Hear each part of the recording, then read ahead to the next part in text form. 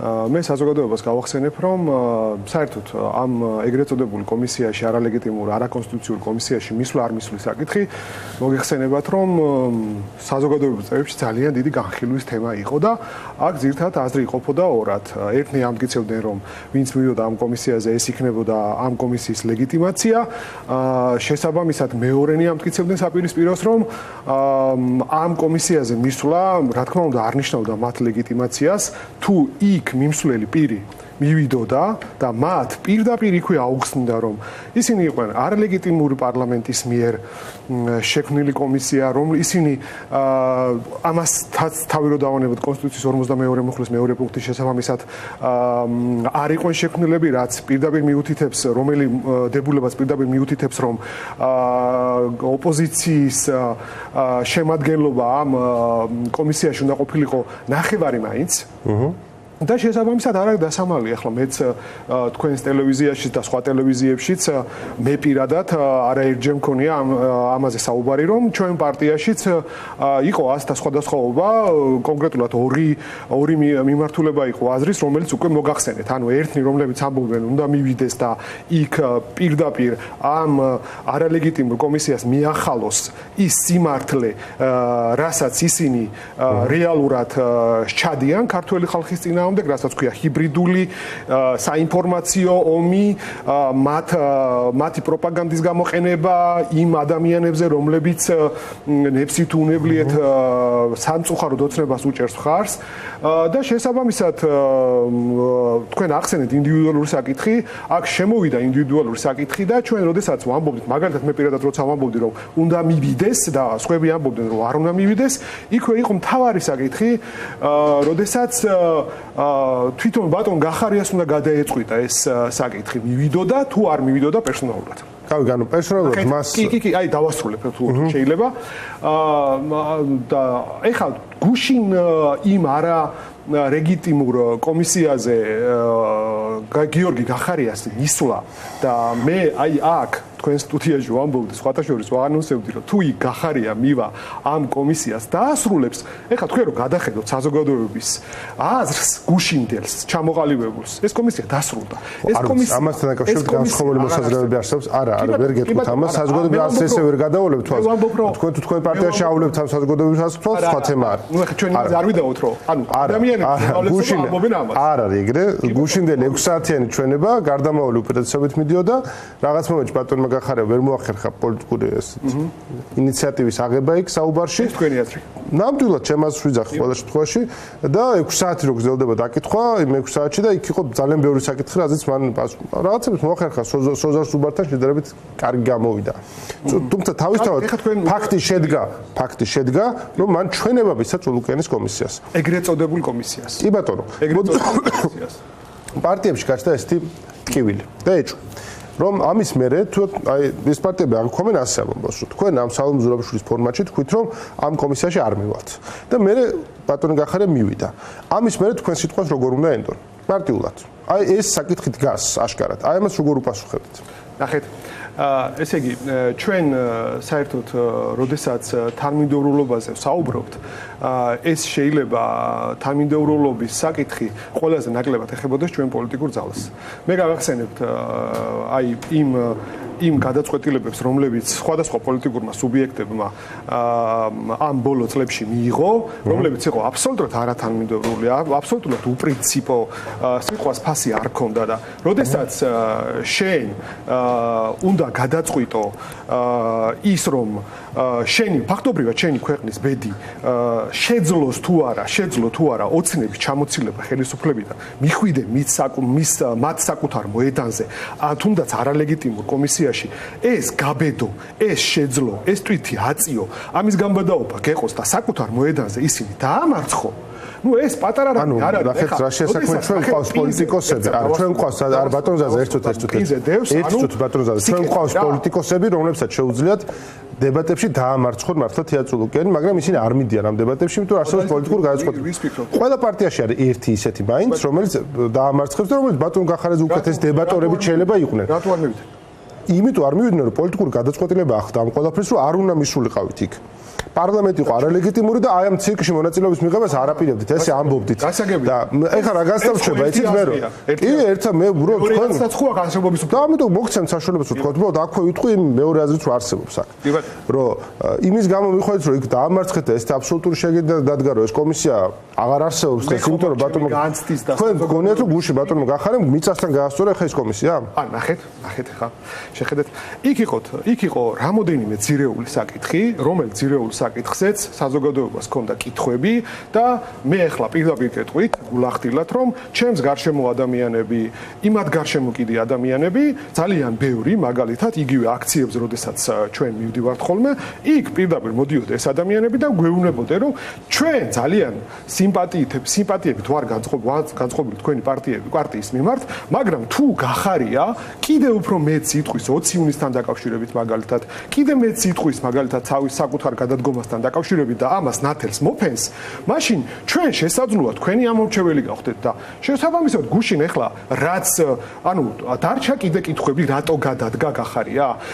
გახარია პირდაპირ გუშინ თქვა რომ მე როდესაც გავხდი პრემიერ-მინისტრი იყო შეთანხმება პოლიცსაბჭოსთან და ოცნების ელიტასთან რომ ჩემს გადაწყვეტილების მიღებაში არავინ არ ჩაერეოდა და როდესაც მე დავინახე რომ ჩემი გადაწყვეტილებაში ცალსახად ერეოდა და შემოსული იყო ივანიშვილი, მე ვეცადე რომ ეს განმემუხტა, ეს დამედგინა და დავწუნდი რა იმაში რომ ივანიშვილმა გაწია დანარჩენი პოლიცსაბჭოს წევრები, დანარჩენი ჩემი მინისტრთა კაბინეტის წევრები და ფაქტობრივად მე აღარ მექვემდებარებოდნენ, მე გადავწყვიტე რომ ჩემი ადგილი იქ აღარ იყო. ამიტომ მე მგონი ამასთან დაკავშირებით წერტილი დაისვა, რაც შეეხება იმას, აქედან გამომდინარე 20 ივნისთან დაკავშირებით, ვინ გასცა ბრძანება ეგრეთ წოდებულ რეზინის თავაკების გამოყენებაზე, რეზინის ტყუებს რო ვეძახით ჩვენ ხო? ტყუია ერთია, მაგრამ ამას ქვია რეალურად რეზინის თავაკი.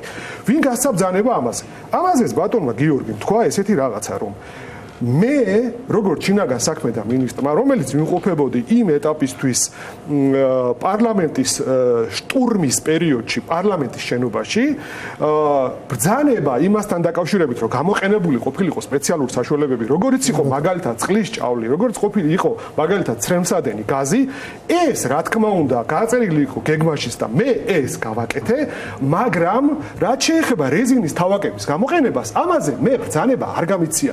შესაბამისად ეს ჩვენება მიცემულია პროკურატურაში თავის დროზე და აქედან გამომდინარე, როდესაც მე გავიგე, რომ ჩემთვის ცნობილი გახდა, რომ რეზინის თავაკებს იყენებენ, მე დაუყოვნებლივ გავეცი ბრძანება, რომ რეზინის თავაკების გამოყენება შეწყვეტილი იყო. ამის მერე ახლა თუ კიდე კითხვები რჩება, რომ ვინ გასცა ბრძანება, გახარიამ რაღაცეები დამალა, რაღაცეები არ დამალა, ამაზე ხა გონიერი ადამიანი, homo sapiens, ამაზე პირდაპირ გაიგებს, რომ ის უჩინარი უხილავი ხელი, რომელიც გახარიას გადადგომისას 2021 წლის თებერვლის თვეში ერეოდა პოლიცსაბჭოს და მინისტრთა კაბინეტის ცალკეული წევრების გაუნველყოფობაში და მის მხარეზე გადასვლაში ხო არ იყო ეს უჩინარი ხელი ივანიშვილის ჩარეული ასევე 20 ივნისის ამ საბედისწერო გადაწყვეტილებაში. აი ეს საინტერესოა ბატონო ზაზა, ნახეთ ახლა თქვენ მაინც აი მოსამართლე იყავით, იურისტი ხართ და იურისტებს გიყვართ ასეთი ვაპატიეთ არ მიწყეთ იმედა ჩახლართული ლაპარაკი ამ ნაწილში. ანუ ივანიშვილმა გასცა ბრძანება 20 ივნისს? ნახეთ. ჩაერი ამ ამბავში? ნახეთ. ანუ კითხვები კი არ არის, პირდაპირ თქვაც. ანუ ვიღაცის ხელით მოქმედებდა იქ ბიზინა ივანიშვილი. კი ბატონო, ნახეთ. გუშინ პირადად მე 6 საათის განმავლობაში, როდესაც ეგრეთ წოდებული კომისიაში კითხვებს უსვავდნენ გიორგი გახარიას, ფაქტობრივად შემიძლია გითხრათ, რომ ტექსტი ვიცი თავიდან ბოლომდე ვინ აილაპარაკა ზეპირად, იმიტომ რომ უსმენდი თავიდან ბოლომდე. კი ბატონო. ჯერ ეს ერთი თქვენ აღნიშნეთ, რომ მე იურისტი ვარ და ვერ გაუსწრებ რაღაც ამახინჯებულად ფაქტებს ვერ ვიტყვი. მეორე ეს ეხა მე უნდა გავაკეთო გიორგი გახარიას ციტირება, მან თქვა ზუსტად ესე. ვინაიდან ჩემი გადადგომის წინ ივანიშვილის ფაქტორი აშკარად გამოიკვეთა და 20 ივნის პარლამენტზე შტურმის განხორციელებისას მე გავეცი ბრძანება სპეციალური საშუალებების გამოყენების, როგორც იყო წყლის ჭავლი და ცრემლსადენი, გაზი და არ გამიცია ეგრეთ წოდებული რეზინის თავაკებიანი ტყუების გამოყენების შესახებ, ხო არ მე გამაჩნია დასაბუთებული ეჭვი, ანუ მაღალი სტანდარტის ეჭვი, რომ ხო არ იყო ეს უხილავი ხელი მაგალითად ივანიშვილის ამ ბრძანების გაცემასთან დაკავშირებით ხო არ ქონდა ადგილიო, ეს თქვა გახარია. ახლა ნახეთ, ეს ეგრეთ წოდებული კომისია თუ მას ეყოფანება, დაიბარებს ივანიშვილს, დაიბარებს გენერალურ პროკურორს, დაიბარებს სუსის უფროს მაშინდელს, დაიბარებს სხვა აქტორებს, რომელიც შეიძლება რომ ამას ახორციელებს. ვის შეიძლება ქონოდა მსგავსი უფლებამოსილება, ხო? მაგალითად ანზორ ჩუბინიძე, რომელიც ჩვენი კადრებში ნახეთ. ახლა ესე ხო? არა, მესმის ხომ არა, ნუ მოდი მე მივშველებ და თქვენ ანზორ ჩუბინიძე ხო არის ერთ-ერთი, ხო? სახელმწიფო უსაფრთხოების რატო არ ლაპარაკობს უფრო ღიად ბატონი გიორგი ამ ყველაფერს?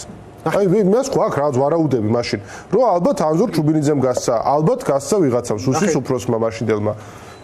უფრო ღიად ლაპარაკობთ ამ ყველაფერზე, ხო? შევხედოთ ახლა ამას ყველაფერს ისე როგორც პოლიტიკოსმა, როგორც ჟურნალისტმა, როგორც იურისტმა, ხო? კი ბატონო.